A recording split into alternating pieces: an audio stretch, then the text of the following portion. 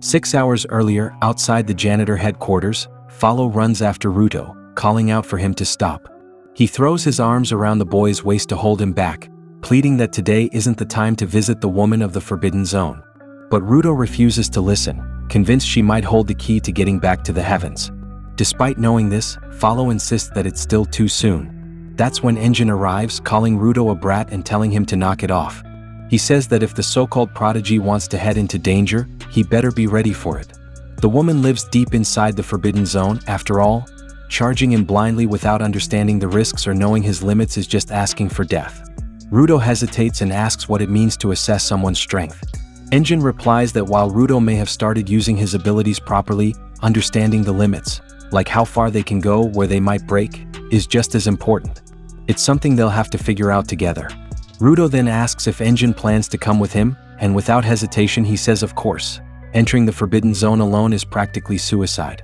That answer leaves Rudo wondering whether Engine had once walked into that zone all by himself.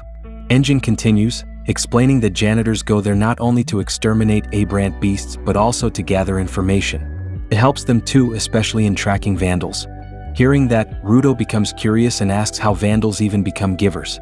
Engine taps his umbrella gently and says not everyone is kind, not everyone treats their belongings with care. Some people who appear virtuous neglect what matters, while even the worst of them may treasure something deeply. His words leave Rudo quiet, reflecting on the strange ways people are shaped by what they hold dear. Then we return to the present. Inside the janitor HQ, Zanka stands frozen, sweat trickling from his brow, heart pounding as he stares wide-eyed at a monstrous figure slowly emerging from a doorway. Engine calmly explains that it doesn't matter whether someone is good or evil, anyone can become a giver. But those who look down on them often label them dependents, as if caring too much about something makes a person strange. From the outside, it probably looks obsessive. Rudo quietly reflects, realizing he had assumed people who did bad things didn't value anything. Admitting that made him feel a little ashamed, but even so, he firmly says he won't let the vandals get away with what they've done. Engine smiles faintly and tells him to take it easy for the day, saying he's sure the kid's been rushing around more than he realizes. Later, at the janitor headquarters, Rudo lies restlessly in bed. Though Engine told him to relax, he finds it impossible. His body's tired, but his mind is spinning. He mutters to himself that he can't even sleep properly and that he'd rather be out dumpster diving instead. Just then, the door swings open and Rio steps in, calling out to him. She announces that she's going to give him a proper tour of HQ, which makes his eyes go wide in surprise. Together, they stroll through the building. She points out the training room, the dining hall, and the bathrooms, and while she admits it might be a little rough around the edges, she insists it's still pretty extensive. Rudo agrees, saying it's far more than anything he had up in heaven. Curious, she asks what life was like up there, and he recalls how he'd follow Recto around, watch the scenery, dig through garbage, and how he got bullied. Rio chuckles, remarking that bullies exist even in the heavens, and teases that there are plenty of them down here too, so he shouldn't get too comfortable. Then she leans closer and asks what kind of food he used to eat. Rudo answers with a shrug, just bread and soup. She grins, her eyes sparkling, and asks, how about sweets? Rudo blinks in confusion at the word sweets, unsure what she means. Rio smiles and nods, yes, sweets. He hesitates, then says that only the rich were ever able to eat such things. With a quiet but serious tone, she tells him again that they do have sweets down here. She gently pushes open a pair of double doors, and as they step inside, Rudo freezes, eyes wide in disbelief. What he sees is almost surreal, a bowl piled high with colorful candies. Rio explains that there are people down here called food vendors, and janitors often buy from them. Engine appears beside them, asking if they really came just to eat sweets. Rio nods, saying it was important, especially since Rudo had never tasted anything like this before. Engine admits he doesn't know much about the heavens, but around here, sweets are more popular than drugs. It's easy to get hooked. Rudo mutters in awe that the rich had so much food up there, and Engine adds that pollution makes it hard to grow anything below. Still, food vendors had givers who specialized in food-related abilities, and maybe that's why they could create such a steady supply. Rio urges him to try something, so he picks up a macaroon with hesitant fingers, marveling at its delicate shape and soft colors. Slowly, he takes a bite, and everything about him shifts. His eyes light up, his face softens, and for a moment, it's as if the world around him disappears. He whispers that it's insanely delicious and asks what on earth this treat is. Rio chuckles, teasing him for nibbling more than she expected. Engine laughs and says he's already addicted. Rudo keeps munching on sweets, completely enchanted by the flavors. He's never eaten anything this good, so stopping now feels impossible. Engine teases that if he keeps going, he'll get fat fast. But before the conversation can continue, someone walks in. Rudo glances up and freezes. A figure in a jumper and pacifier stands at the doorway, staring directly at him. The intense, wordless gaze makes Rudo break into a nervous sweat. He doesn't know what's going on. Maybe the guy's after the sweets too? Still unwilling to give up his spot, Rudo awkwardly offers him a lollipop.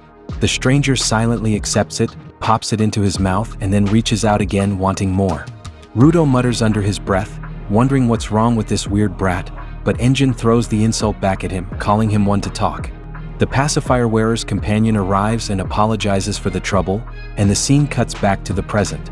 Now back at HQ, Engine asks Rio what she plans to do with Rudo. She shrugs and admits she didn't expect him to end up like that, but she's just happy he found something he enjoys. Zanka, listening nearby, looks surprised. Rio goes on, laughing at how Rudo devoured the entire stockpile of sweets. Zanka sighs, wondering if the prodigy had caused yet another mess.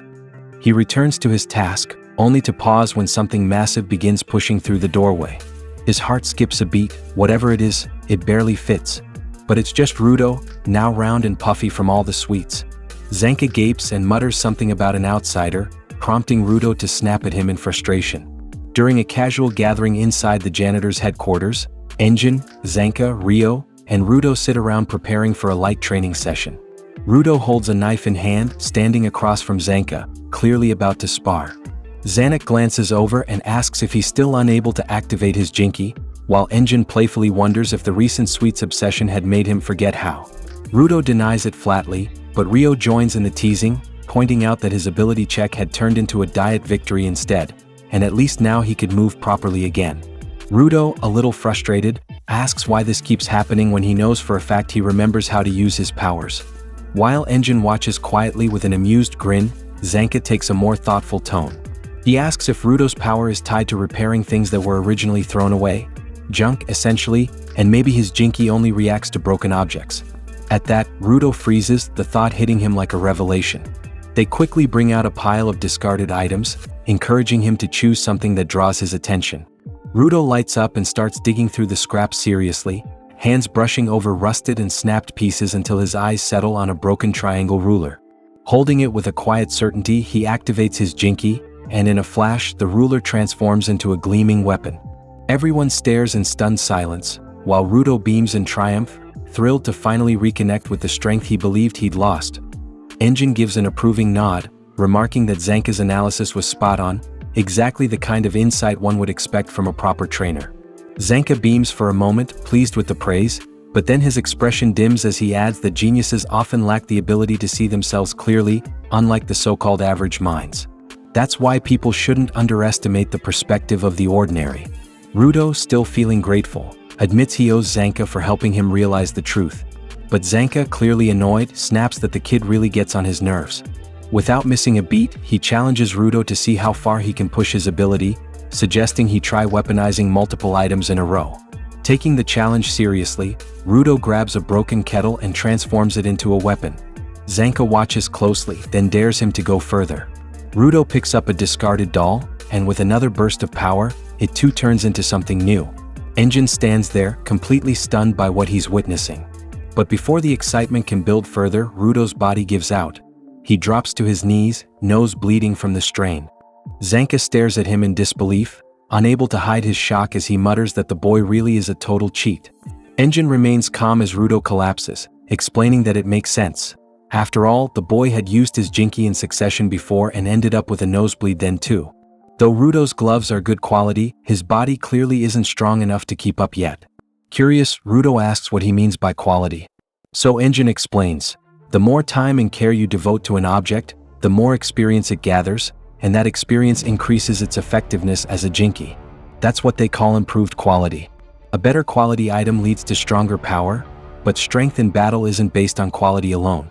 It also depends on the user's mindset and personal growth. Zanka reflects on this and wonders if Rudo's gloves, having been used since childhood, had already accumulated significant quality. Even so, he questions if that alone could impact Rudo's physical state to this extent. Perhaps the answer lies within the series. Vast Rudo slowly sits up, still dazed, he murmurs that the things he weaponizes always fall apart in the end. But this time, even after switching from one object to another, the item held together. That makes him think maybe there's simply a time limit. Ryo considers this too and wonders aloud if perhaps those objects no longer carried regrets. Maybe Rudo's ability lies in bringing out the full value in things that were once broken or abandoned. If his power lets him reuse items just long enough for them to fulfill their purpose, then isn't that something pretty amazing? Zanka follows that line of thought, pointing out how after the fight with Jabber, Rudo had finally looked at peace, and that's when the amulet shattered. Engine agrees, suggesting Rudo's ability might be to consume the last bit of function left in broken things to let them reach their end with purpose. He adds that he doesn't think Rudo destroyed Gree's amulet at all. It was more like he weaponized what was left. It wasn't destruction, it was just the final use of its remaining value. Rudo is stunned by this revelation. For the first time he understands, his power doesn't destroy. It completes. Ryo then asks about his gloves, wondering if they're part of a series. Rudo doesn't know. He hadn't realized there might be others like them, nor why Recto had the same kind. Ryo asks if they have a name, but he's never thought to give them one. The others explain how important items are named. Ryo's Jinky is called the Ripper, Engine's is Unbreaker, and Zanka's, somewhat sheepishly, is Love Stick. They urge Rudo to name his gloves too, now that he's starting to understand them. Meanwhile, in a desolate landscape far from HQ, Jabber and Katan arrive at a hidden room, reporting their return to their boss. The man, seated in silence and absent-mindedly tapping his fingers, mutters about the janitors, the City of Arts, the Desert Altar, the Jinky, and the Mysterious Watchman series. All of it, he says, is connected to Rudo. The following morning, soft splashes echo from the janitor's bathroom as Rudo stands at the sink, quietly scrubbing his scarred hands.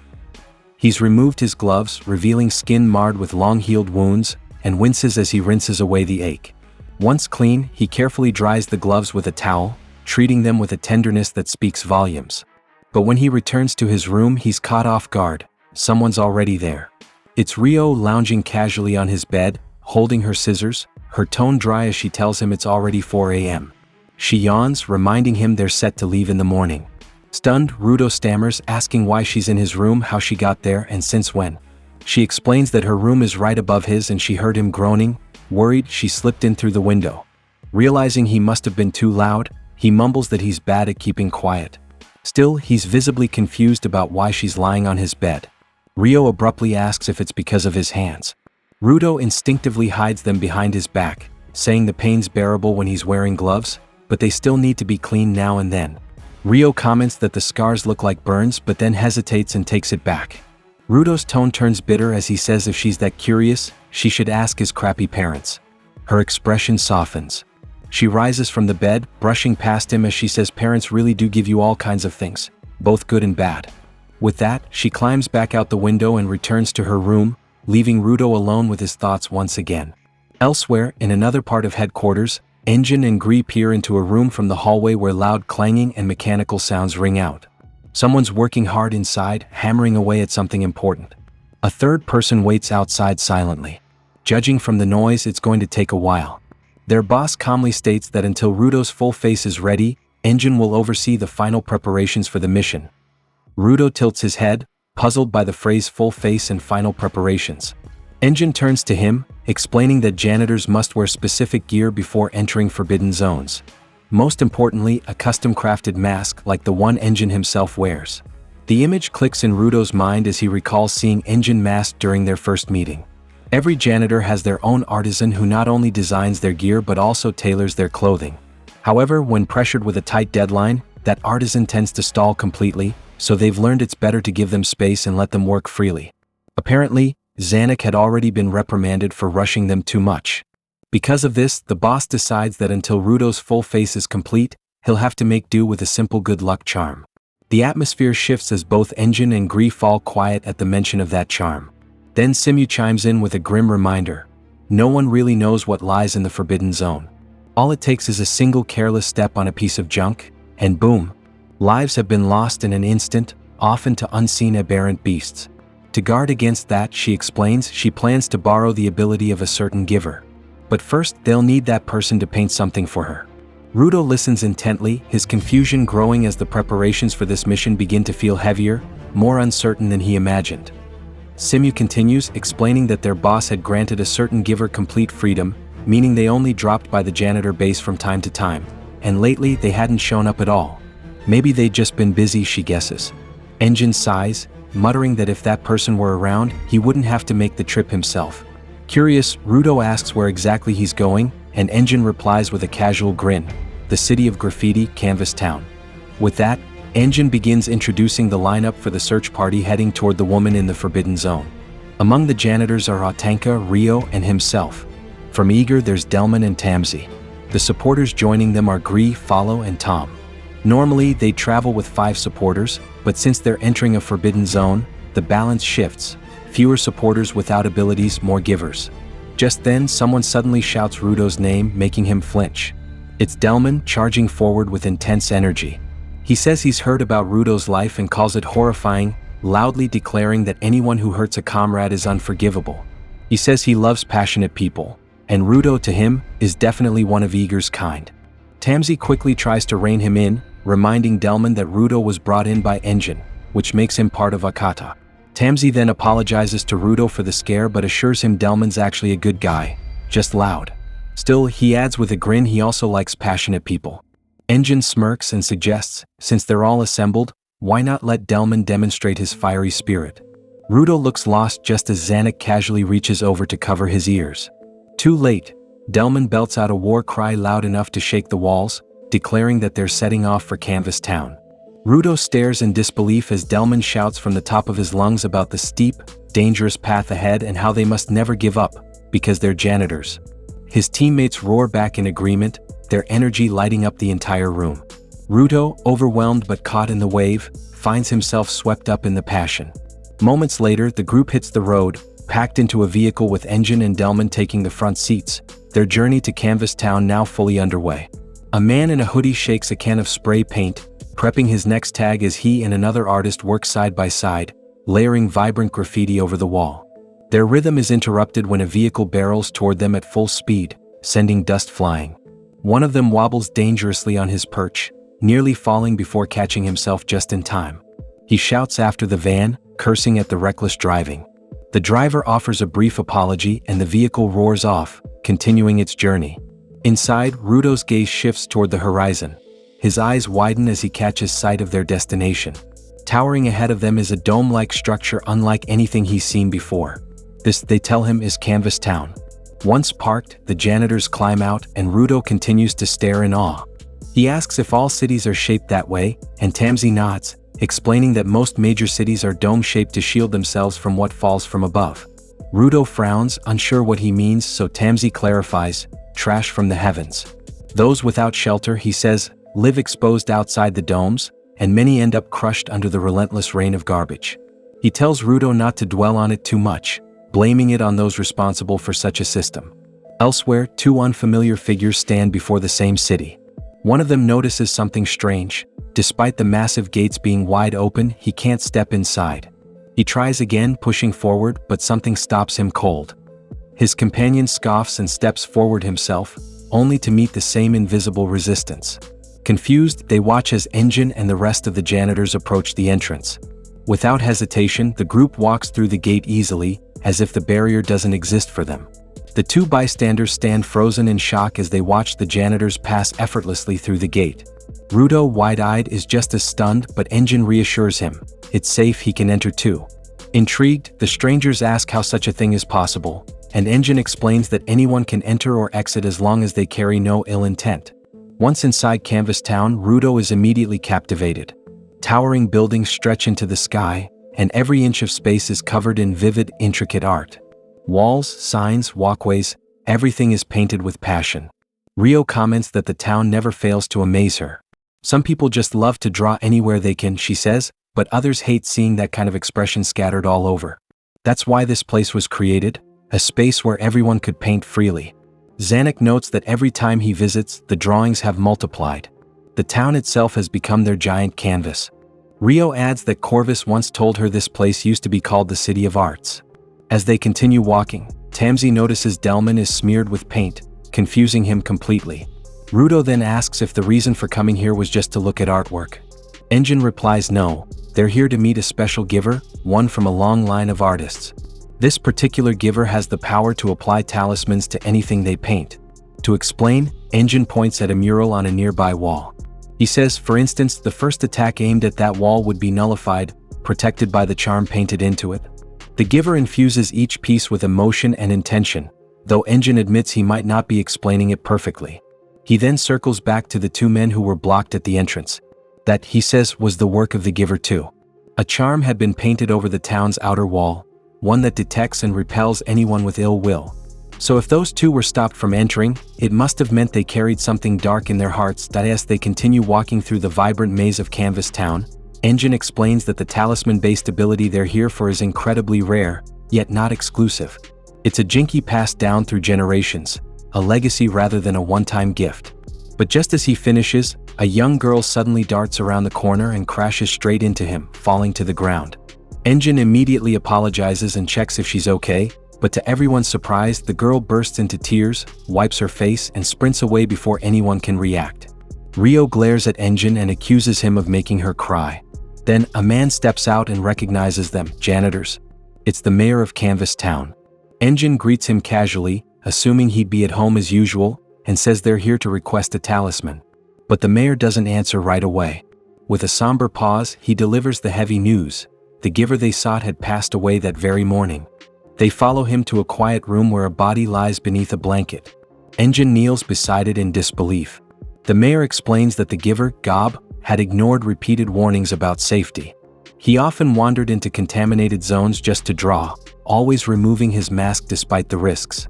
Eventually, it caught up with him. His body succumbed to contamination. Engine remains silent for a moment, then offers a calm response that they're fine. Rudo, watching this unfold, feels shaken. The sight of a lifeless body beneath a sheet weighs heavily on him. Tamsi gently advises him not to let it get to him. Death, after all, is all too common in their world. Still, to Rudo, it feels like something vast and terrible has collapsed over him. The mayor then asks if they can wait for the talisman to be prepared, but Engine reassures him there's no hurry. That's when the mayor reveals they've already chosen the successor to Gob's Jinky. He nods toward the girl from earlier, now seated quietly beside the bed, her tear-streaked face solemn. Her name is Eyes, and she's been chosen to inherit the Jinky, but the mayor adds with hesitation, there's a problem. In a room steeped in silence and the lingering weight of loss, the mayor quietly explains the legacy behind the pen Jinky. Its inheritance isn't governed by skill alone. Whether someone is good at painting or not seems less important than something deeper, perhaps unseen. Once the Jinky is passed on, the chosen heir awakens as a giver, a process rooted more in connection than training. The girl who now sits quietly near Gob's bed is Remlin Tizark, the next charm caster, recognized by Gob himself. She hasn't stopped crying, her small frame barely holding up under the pressure of inheriting such a vital role. The charm caster is, after all, the heart of Canvas Town, and she's still just a child. Watching her cry in silence, Rudo feels a heavy worry settle in his chest. Follow, shocked by how easily someone could become a giver, voices what many are thinking. Was it really possible to inherit such a power just like that? As Zanka once said, Jinky isn't simply granted, it must be nurtured. But if the object has been raised to a high quality, the power can be transferred to someone with the right instinct. That kind of succession is rare, almost unheard of. Rudo glances down at his gloves, the weight of their history suddenly feeling different. The mayor lowers his head, apologizing to Engine for the delay. Remlin had been very close to Gob, more like siblings than student and mentor, and his sudden passing had left her devastated. Still, he fondly recalls how Gob truly loved to paint, whether for work or simply for joy. Though the mayor himself couldn't draw, he took pride in preserving the beauty of the town for artists like Gob. Engine remembers how Gob used to sneak away from the janitors just to paint in peace, that familiar mischievous grin etched in his memory, a grin he now knows he'll never see again. Grief lingers in the room, but Engine gently suggests they rest for now and go shopping while they wait. The mayor agrees and apologizes again before stepping out. As Engine turns to leave, he calls out to Remlin softly, promising to come back and play with her soon. But then she suddenly jumps up and shouts, startling everyone. That's it, she says again and again, wiping away her tears. It's time to stop being sad. Her voice is bright, and she smiles through what's left of her grief. With surprising resolve, she declares it festival time.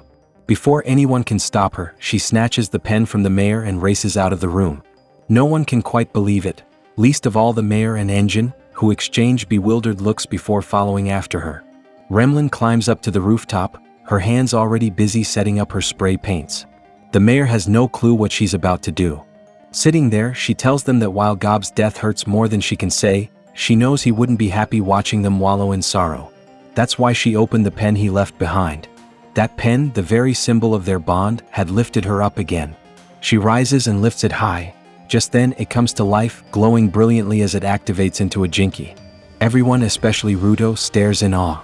The pen shifts into a brush, and Remlin immediately starts painting across the rooftop, joyfully working a design around the spray cans she'd prepared earlier. The cans spring to life, their faces shifting into playful expressions. Then they launch into the sky and explode into a spectacle of color, like a grand display of living fireworks. The sky over Canvas Town bursts with light, painting the city with vibrance. Remlin laughs and calls out to everyone, "It's time to play." "It's okay to mourn," she says, "but they should do it joyfully." For Rudo, the sight brings back memories of Regdo, of moments that had once felt out of reach. One by one, the townsfolk begin joining in, grabbing brushes and rollers and spray cans. Together, they fill the walls and streets with new art, the city blooming again in creativity and color. Watching the joyful chaos, the mayor sighs and apologizes to Engine once more, knowing the charm they came for will have to wait. But Engine just smiles. Of course it'll take time. This is Campus Town after all, where fun and freedom are the law of the land. After brushing the final stroke across Rudo's face, Remlin exhales deeply, clearly satisfied with her work, though the same couldn't be said for him. Sitting stiffly, Rudo glares at her, clearly unimpressed, as she turns to Engine and casually asks where and what exactly they want her to draw next. Furious, Rudo immediately demands to know what she just did to his face, his voice sharp with indignation. But instead of answering, Remlin bursts into uncontrollable laughter. That only makes him angrier, and he snaps, asking what she finds so funny. From the sidelines, Engine watches the exchange, a small smile tugging at his lips as he remarks that now he truly understands the kind of person the next charm caster is going to be. She's got the same wild spark Gob had. The mayor chuckles in agreement, saying that the girl's mischief is unstoppable, just like the rest of the artists in town. Remlin, now seated at the table with playful energy, reintroduces herself properly and announces that she's going to play, only to quickly correct herself and say she meant she'd try her best as the new charm caster. Meanwhile, Rudo silently wipes his face with a towel, still grumbling under his breath, but her earlier words echo in his mind, about playing, about joy, and it leaves him thinking. Engine, curious, turns to the mayor and asks just how many generations the Jinky has passed through. The mayor explains that for artists like them, paintings are their records. They don't leave behind written history, their legacy lives on through art. Just then, Remlin pauses mid-thought, glancing at the pen in her hand. A realization strikes her, and she says aloud that she probably should have asked permission before drawing on someone's face. Normally, she always asks before painting even the outer walls of the town. Remlin reasons that if she always asks permission before painting walls and objects, it's even more important when it comes to people. That's just how it should be. Engine nods, saying Gob was the same way. Curious, he turns to the mayor and asks whether charm casters inherit their Jinky exactly as is. The mayor replies that while the core ability remains consistent across generations, each person might use it slightly differently. Engine reflects that individual experience and mindset naturally shape how someone uses their tools. A Jinky's power and form could evolve depending on the user. And yet, the fact that this Jinky has remained nearly unchanged through time suggests that the item itself is extraordinary. But Remlin gently disagrees.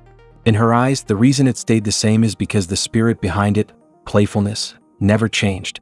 That, she says with a smile, is their strongest trait. They choose where and how to draw based on the emotions in that place. Balloons for stress, bouquets for disputes. She believes Gob and those before him always picked successors who embraced freedom and creativity, and she wants to choose people like that too.